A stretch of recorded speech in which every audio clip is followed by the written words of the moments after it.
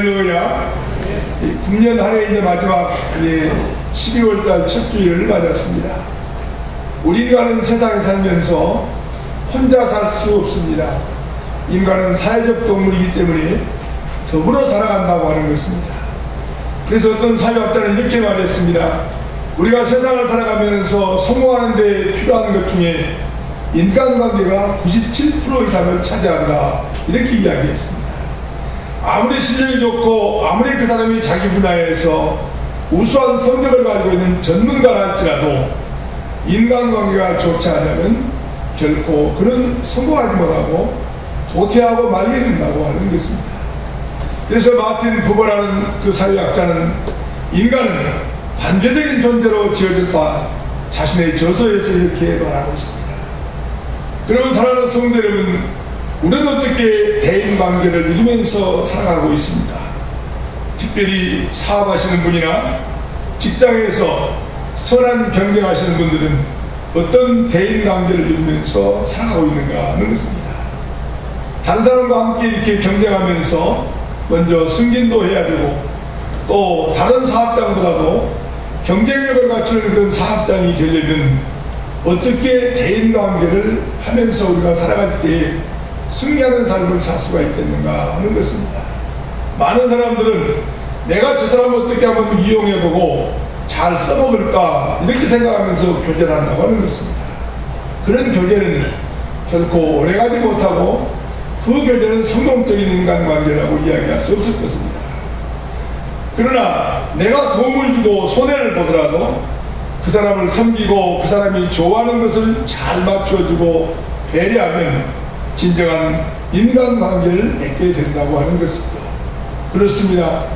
진정한 관계는 상대방의 입장에서 생각하는 것이라고 하는 것입니다. 이것이 바로 사람을 살리는 비결이요, 대인관계의 비결일 것입니다. 진정한 신뢰관계, 친구관계가 이루어지면 나도 도와주면서 그 사람도 어려울 때 발벗고 나를 도와주게 된다고 하는 것입니다. 사랑하는 성도 여러분, 그렇다면 우리는 하나님 앞에서는 어떻게 해야 하나님께서 나를 기뻐할 수 있을까 하는 것입니다. 저는 오늘 이 말씀을 여러분과 함께 나누려고 합니다. 어떻게 하면 하나님께서 나를 기뻐하게 할 수 있을까? 어떻게 하면 하나님이 나를 축복해 주실까? 어떻게 하면 내가 하나님과 손잡고 동행하는 삶을 살아갈 수 있을까 하는 말씀입니다. 평생 사는 날 동안 주님과 나와 함께하면 주님이 나의 모든 어려운 일을 책임져 주시고 나를 형통의 길로 인도해 주실 줄로 믿습니다. 그러면 하나님을 살리는 우리가 어떻게 해야 되는가 하는 것입니다. 무엇보다 우리 하나님이 가장 기뻐하시는 것을 알아야 된다 하는 것입니다. 그렇습니다. 첫째로 하나님이 최고의 관심과 기쁨은 제단이 있다 하는 것입니다. 이 제단이라고 하는 것은 예배입니다. 사랑하는 성도 여러분, 성경에 보면 하나님의 최고의 관심은 제단이 있습니다. 아브라함이 모리아 제단에서 이삭을 바쳤습니다.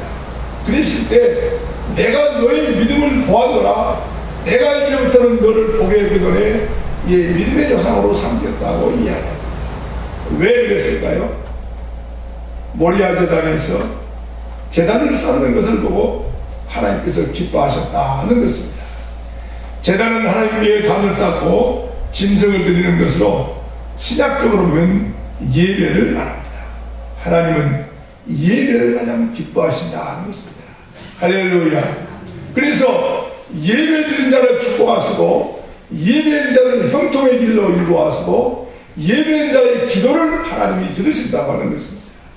그래서 요한복음 4장 24절에서는 하나님은 영이시니 예배하는 자가 영과 진리로 예배할지니라고 말씀하고 있습니다. 하나님의 최고의 관심과 최고의 기뻐하심이 예배라는 사실을 여러분 기억하시고 어느 시간에 귀를 기울이시기를 바랍니다. 그래서 예배를 잘 드리면 하나님이 기뻐하시고 우리에게 복을 주신다고 하는 것입니다. 그러면 교회의 존재 이유가 어디에 있는가 하는 것입니다. 왜 우리가 교회에 모입니까? 교회라고 하는 것은 믿음을 가진 사람들이 모임입니다. 믿음을 가진 사람들이 모여서 무엇을 해야 될까요? 하나님 앞에 제단을 쌓으면서 예배를 하는 것입니다. 이것을 우리가 성도와 이야기를 드리며 하나님께서 가장 기뻐 받으실 축복이라고 하는 것입니다. 한마디로 말해서 하나님의 예배를 위해서 존재하는 것이 교회입니다. 교회가 존재하는 가장 큰 이유가 하나님께 예배드리고 제단을 쌓는 것입니다. 하나님을 창조하신 목적은 예배를 받으시기 위함이요, 세상의 많은 자들 가운데 저들을 뽑으셔서 하나님의 자녀 삼아 구원의 은총을 주시는 것도 바로 예배를 드리는 하나님의 자녀들하고 우리를 뽑으셨다고 하는 것입니다. 할렐루야. 그러므로 예배를 통하여 하나님 교제가 아름답게 그리고 하나님을 기쁘게 생각한다면 하나님께서 반드시 우리를 축복해 주신다고 약속해 주고 있습니다. 할렐루야. 예배를 기뻐하고 예배의 생명을 걸어라, 하나님이 축복해 주시겠다 하는 것입니다. 그러니까 성도에게 가장 귀한 것은 무엇입니까? 예배의 생명을 걷는 하나님도 너의 생명을 책임지겠다 하는 말씀입니다. 할렐루야.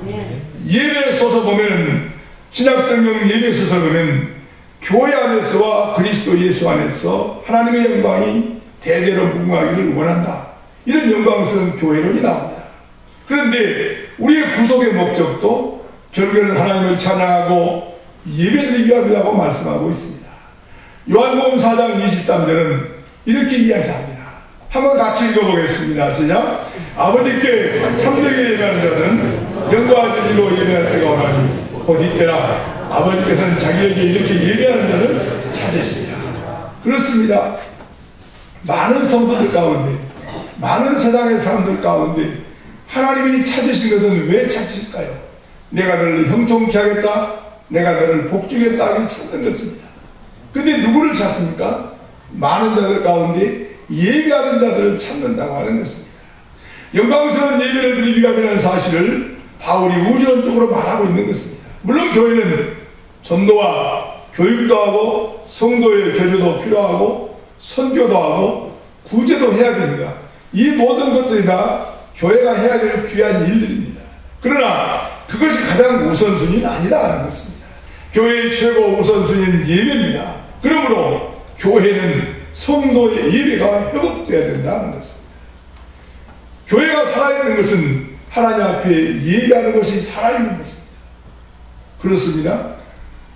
교회의 최고의 우선순위는 예배입니다. 그런데 저는 오늘날 성도들이 예배를 가볍게 여기고 경홀히 여기는 것에 대한 두려움이 있다고 하는 것입니다. 아무리 시대가 변하고 문화가 달라지고 살아가는 모습들이 달라져도 교회만큼은 하나님 중심의 예배가 있어야 된다고 하는 것입니다. 예배가 얼마나 소중합니까? 창세기부터 요한계시록까지 성경 처음부터 마지막까지 하나님의 최고의 관심은 예배고 제단입니다. 다시 한번 말씀드리지만 하나님은 우리의 예배를 받으시기 위해서 우리를 창조하시고 많은 백성 중에 성별하여서 나를 구원의 은총 삼아 하나님의 자녀 삼아주신 줄로 믿습니다. 할렐루야. 본문에 나오는 노아 시대 어떤 시대였습니까? 노아가 살던 시대는 육체의 사람들이 번성하던 시대였습니다. 어쩌면 지금 시대와 비슷하다고 이야기할 수 있습니다. 그래서 자기들이 좋아하는 대로 살던 시대였습니다. 그들은 깨닫지도 못하고 죄를 먹고 살았습니다. 그런데 창세기 6장 17절 말씀 보면 내가 모든 인류와 생명 있는 것을 쓸어버리겠다고 이야기합니다. 왜요? 죄악 가운데 살아야 될 그런 인생들을 하나님이 지으시기를 원하시지 않았다고 하는 것입니다. 읽어볼까요? 읽습니다. 시작. 내가 홍수를 땅에 일으켜 무릇 생명의 기운 있는 모든 육체를 천하에서 멸절하니 땅에 있는 것들이 다 죽으리라. 그래서 하나님께서 어쩔 수 없이 홍수로 심판을 하게 된 겁니다. 하나님이 생명에 존재한 목적이 그것이 아니었는데 자신들의 멋대로 살고 있으니까, 자, 노아 너희는 의로운 자로 하나님께서 기뻐하시니까 노아의 식구 8식구만 살려놓고 나머지 짐승까지 다 죽이기로 작정한 것입니다. 수많은 날이 지나고 물이 마르고 홍수 심판 이후에 드디어 방주가 어디에 갔습니까? 높은 아라랏산에 닿게 됩니다. 그 흑암과 어둠이 끝나고 처음에 찬란한 빛이 내려있던 땅으로 나왔을 때 노아가 얼마나 감격적이었는지 찬양하면서 하나님 앞에 예배드렸습니다. 그 제단을 쌓는 이야기가 오늘 본문의 이야기입니다. 노아가 하나님께서 심판으로 물로 심판하여서 모든 사람을 다 죽일 테니 구원의 백성은 너희 식구와 네가 가지고 있는 짐승들만은 사귈 테니까 방주하러 들어가라 하는 것입니다. 그런데 실질적으로 40주 40년 비가 오게 되고 그 이후에 높은 산에 배가 얹히게 된 겁니다. 그랬을 때 노아는 하나님 앞에 제단을 쌓았습니다. 그 제단 쌓는 이야기가 오늘 본문에 나오는데요. 노아가 정결한 짐승 중에 제물을 취하여 제단을 쌓았습니다. 감격하는 마음으로 예배를 드렸다는 말씀입니다. 그러자 하나님께 놀라운 약속과 축복의 말씀을 주십니다. 그 내용이 오늘 20절과 21절의 내용입니다. 한번 같이 읽어보겠습니다. 시작. 노아가 여호와께 제단을 쌓고 모든 정결한 짐승과 모든 정결한 새 중에서 제물을 취하여 번제로 제단에 드렸더니 여호와께서 그 향기를 받으시고 그 중심에 계시되 내가 다시는 사람으로 말미암아 땅을 저주하지 아니하리니 이는 사람의 마음이 계획하는 바가 어려서부터 악합니다. 내가 전에 행한 것 같이 모든 생물을 다시 멸하지 아니하리니. 그렇습니다. 노아가 나와서 단을 쌓고 예배를 드리자 하나님은 그 번제의 양들을 흔히 안 하시고 스스로 결심하면서 뭐라고 말씀합니까? 내가 다시는 사람으로 말미암아 땅을 저주하지 않을 것이다. 내가 앞으로 절대로 홍수 심판하는 것처럼 심판하지 않겠다. 이렇게 약속을 하는 것입니다. 왜 그랬을까요? 노아의 예배를 잘 드려서 하나님께서 향기로운 예배를 받으시고 기뻐하셔서 노아에게 세상을 복주시기로 했다고 하는 것입니다. 그렇습니다. 재앙과 저주를 절대로 안 내시려 결정했습니다. 그러므로 한마디로 예배는 축복의 통로요, 재앙과 저주를 막는 첩경, 지름길이라고 하는 것입니다. 우리에게 어려운 일이 생기지 않기 위해서 우리는 어떻게 해야 될까요? 노아가 드렸던 것처럼 우리는 하나님 앞에 나와서 예배를 정성껏 드리면 어떤 어려운 일도 우리에게 오지 못하도록 막아주신다고 하는 것입니다. 그렇습니다. 하나님의 자녀된 우리는 거룩하고 복된 성별된 날, 복받는 날을 구별할 줄 알아야 됩니다. 주일은 다른 날과 다릅니다. 그러므로 이날은 우리가 모두 나와서 예배드리는 날이죠. 6일 동안 열심히 세상에서 일하면서 5일간 일하면 5일간 열심히 일하고 하루는 준비하고 그리고 나와서 하나님 앞에 예배하는 것입니다. 그렇게 해서 노아처럼 아브라함처럼 다윗처럼 예배를 통하여 복받는 인생이 되어야 될 것이다 하는 것입니다. 그러면 예배를 드리는 어떤 축복이 우리에게 임하게 될까요? 두 번째입니다. 예배드린 자에게 제목을 한번 같이 읽어보겠습니다. 시작.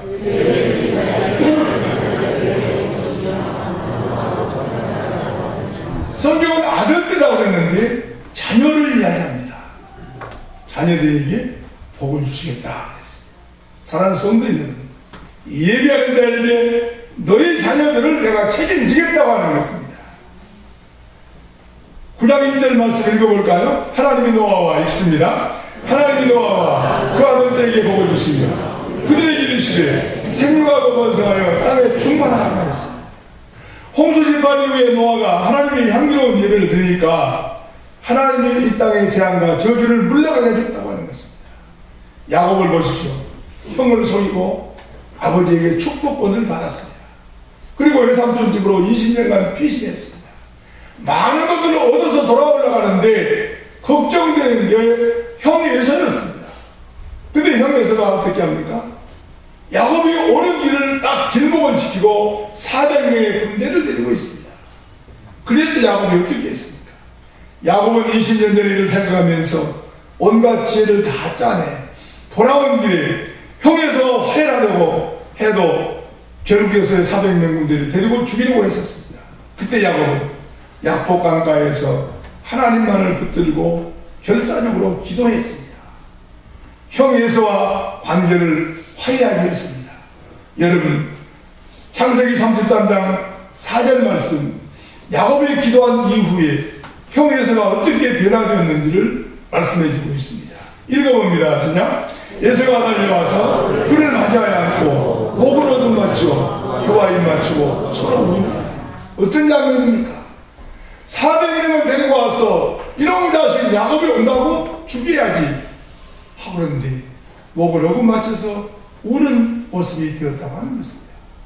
왜 그랬습니까? 예배를 드렸죠. 하나님이 그것을 보신 겁니다. 여러분. 그렇습니다. 여러분. 그뿐입니까? 형이 에서와 헤어진 후에 세겜에서 잠시 머물 때가 있었는데 그 중에서 외동딸인 디나가 부끄러운 일을 만나게 됩니다. 그 청년들에게 어려움을 당하게 되었죠. 그 말을 듣고 오빠인 그들이 시몬과 레위가 세겜의 족속들을 저녁에 기습 공격해서 많은 사람을 죽였습니다. 그러나 세겜과 동맹을 맺은 연합군들이 총 공격하여 이 야곱의 식구들을 죽이려고 했습니다. 아무것도 아니죠. 그들을 죽이려고 생각하면. 그러니까 겁이 나지 않았겠습니까? 그때 어떻게 했습니까? 야곱이 베델에 올라가서 회개하고 예배드리려고 마음을 먹었습니다. 마음을 먹자마자 예배도 드리기 전인데 세겜의 연합군이 마음속에 하나님의 두려움을 주셔서 어느 누구도 죽여가는 자가 없었더라 그랬습니다. 야곱은 그래서 베델에 가서 거기서 제단을 쌓고 자손 대대로 베델 축복을 받게 됩니다. 사랑하는 성도 여러분, 베델에 계신 하나님을 만나고 한마디로 베델의 축복을 받았습니다.